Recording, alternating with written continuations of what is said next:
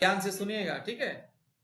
अच्छा, वर्तमान हमारे बीच में उर्मिला तिवारी सिस्टर है, गवाही देगी कि प्रभु यीशु मसीह इंद्रे कैसे बोलना। आई है और प्रभु यीशु मसीह के पास आने के बाद उसके जीवन में क्या क्या बदलाव आया है, कैसे प्रभु ने उसके जीवन में आज तक संभाला है। हाँ, ये सारी चीज जरा बताइए। आप आपका नाम, आपका पति का नाम, और आप कब से प्रभु यीशु मसीह को विश्वास करते हैं और कैसे आप प्रभु में आए हैं। प्रभु में आने से पहले आप कैसे, हाँ, आप क्या करते थे, किस देवी देवता को या किस भगवान को आप मानते थे, ये सारे विषय शॉर्ट एंड स्वीट में 10 मिनट के अंदर बताना है। बताइए सिस्टर। जय मसीह सब भाई बहन को जय मसीह। मैं महाराष्ट्र से उर्मिला चोकलाल टेम्बरे बोल रही हूँ। महाराष्ट्र से बोल रहे हैं हम प्रभु को धन्यवाद देते हैं कि प्रभु ने हमें चुना। 2003 में ही हम प्रभु में आए।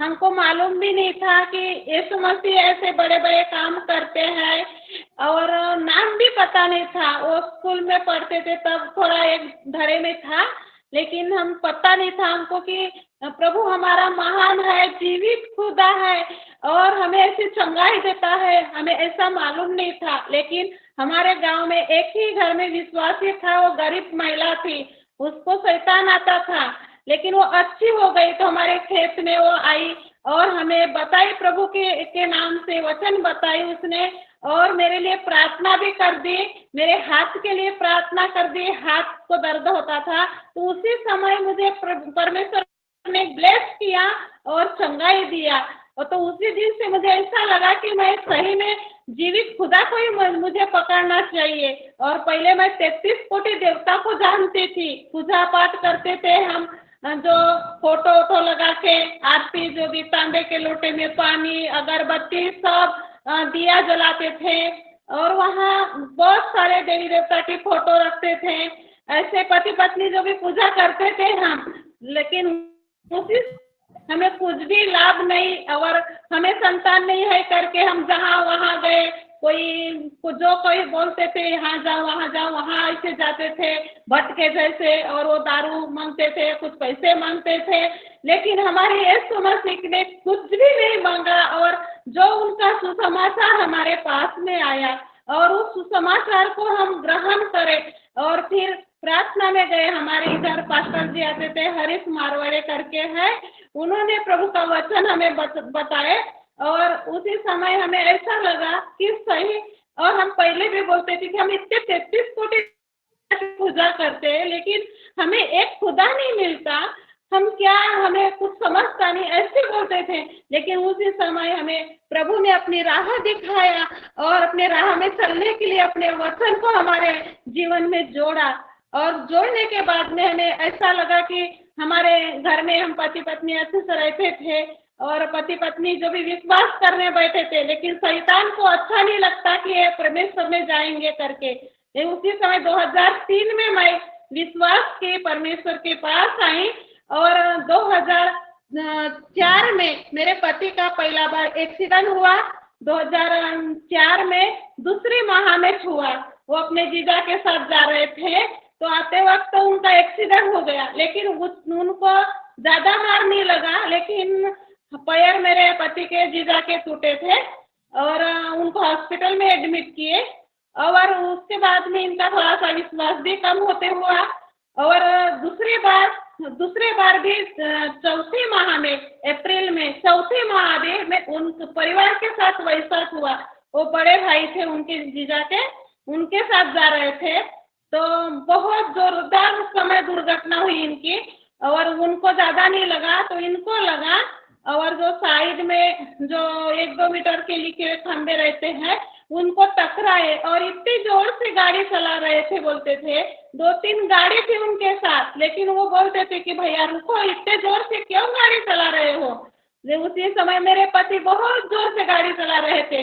वो जो बोलते उनके ऊपर ध्यान भी नहीं था उनका उसी समय, और चला रहे थे, तो वहां एकदम टकराए। तो इनको बहुत, इनका जोरदार एक्सीडेंट हुआ। और वहां से उनके मौसी के गांव जो लेके गए, उधर लेके गए। मेरे को मालूम नहीं था, लेकिन इसी वक्त तक मेरे को परमेश्वर ने मुझे बताया। मैं विश्वास करती थी, 5-6 महीने हो गए थे मेरे विश्वास को, तो मैं सिलाई कर रही थी, कपड़े सिल रही थी। उसी समय मेरे से परमेश्वर ने बात की कि तू प्रार्थना कर, अब तेरे अपने पति के लिए प्रार्थना कर कि तेरे पति का एक्सीडेंट हुआ है, तो प्रार्थना कर। मैंने बोली मेरे साथ कौन बोल रहे हैं? तो उसी समय और फिर बैठी, और फिर वैसे ही मेरे कान में आवाज आया कि तू अपने पति के लिए प्रार्थना कर। तो फिर उसी समय उठी और प्रार्थना की, परमेश्वर से की, परमेश्वर पिता आप तो महान है, मैं तो, मेरे को तो कुछ भी नहीं समझता, लेकिन आप जिस स्थिति में मेरे पति है उस स्थिति में आपको ही उनके साथ रहना है और आपको ही उनको चंगा करना है। वही शब्द बोल के मैं प्रार्थना की। और घर के लोगों ने तो मेरे को अजीब बात मालूम, दूसरे दिन सवेरे मालूम हुआ उनको, मेरे को भी मालूम नहीं था, दूसरे गांव लेके गए थे। तो फिर दूसरे दिन मेरे को बताए, तो मैं उसी समय हमारे गांव में जो एक दो परिवार थे विश्वास में, हम उनके साथ प्रार्थना किए। और फिर उनके भाई भतीजे गए थे तो उनको घर लाए। फिर घर में लाकर उनको घर में लाए तो फिर उनको देखे तो उनको, उनकी बुद्धि जो स्थिति थी वो नहीं थी, वो 2 को 4 5 ऐसे बोल रहे थे। उसी समय उनको एक बुद्धि का ज्ञान नहीं था। और हमारे यहाँ राशन आता है, राशन बांटते थे। उसी समय मैं राशन बांटने के लिए उसी माह का महीने ही राशन बांटी। और मेरे पति ने जो जैसे भी थे उनको देखना पड़ता था, मेरे को बहुत खून गया था, उनकी याददाश्त चली गई थी, याददाश्त अभी नहीं थी। फिर मैंने प्रार्थना की 15 दिन के बाद। हर दिन तो प्रार्थना करते थे, लेकिन मेरे भांजी की साक्षात्कार था, वहां जाने का था मेरे को। तो मैंने बोली ऐसी स्थिति में मैं अपने पति को घर में कैसे रखूं, लेकिन एक परमेश्वर की दया है। तो उसी समय मैंने बोली पिता आप ही इनकी रक्षा करने वाले हैं, आप ही सब कुछ है। और पड़ोस में मेरे देवर बेटी थी, उसको बताई थी दवा देने के लिए, तो उसने दवा, लेकिन मैं परमेश्वर जिंदा खुदा को मैं धन्यवाद देती हूँ कि मैं घर में शाम को आई तो मेरे पति जो मैंने रिकॉर्ड की थी राशन का, वो रिकॉर्ड उनको याददाश्त आई थी और पूरा रिकॉर्ड देखे मेरा कैसा ठीक करके। और वहां से आई तो मेरे इसको ऐसा लगा कि सही मेरा जीवित खुदा ने मेरे पति को याददाश्त दिया और मेरे पति को याददाश्त मेरे पिता ने दिया है। मैं परमेश्वर को धन्यवाद देती हूँ। उसके बाद में 2 माह में ऐसी विपत्ति से विपत्ति हमारे पीछे आई कि 2 माह के बाद में और जून माह में नहीं, अगस्त माह में से मेरे को पैरालाइज हुआ। तो मेरे को गोंदिया लेके गए हैं मेरे पति ने।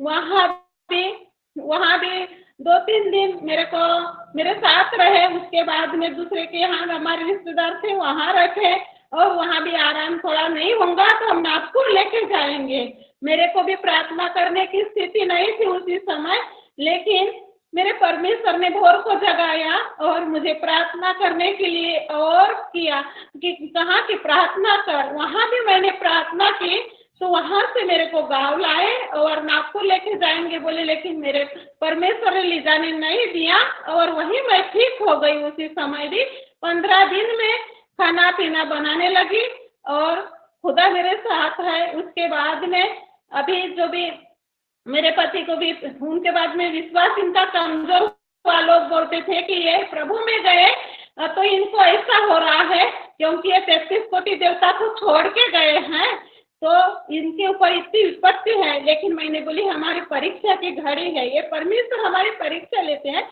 लेकिन अब्राहम सारे के जैसे हमें आशीष भी देगा। और वही वचन मैं दोहरा कर आगे बढ़ रही हूँ और आज तक विश्वास में भी हूँ। अभी जो भी मेरे पति को अगस्त माह में 2023 में पैरालाइज हुआ, तो पैरालाइज होने के बाद में भी ऐसे लगता था मेरे को कि खटिया पे से उठते हैं क्या नहीं, लेकिन वो आपने मुझे बहुत आपने धीरज दिया। इस गॉड फैमिली में भी प्रार्थना किया और गांव में भी हमारे पास्टर जी सकोली से आते हैं, उन्होंने भी प्रार्थना किए।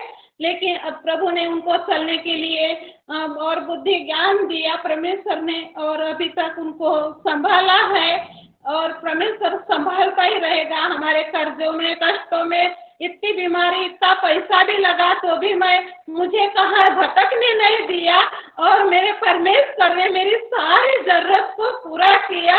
मैं परमेश्वर को धन्यवाद देती हूँ, कोटि कोटि धन्यवाद देती हूँ, ताकि परमेश्वर मुझे आशीष देगा और आगे भी आशीष देता रहेगा और मैं जीवित खुदा को कभी छोड़ूंगी भी नहीं और परमेश्वर मेरे साथ है। मैं प्रभु को धन्यवाद देती हूँ। आमीन आमीन आमीन। बहुत सुंदर गवाही, बहुत बहुत धन्यवाद सिस्टर, बहुत बहुत धन्यवाद। आमीन आमीन आमीन आमीन आमीन। The Lord bless you.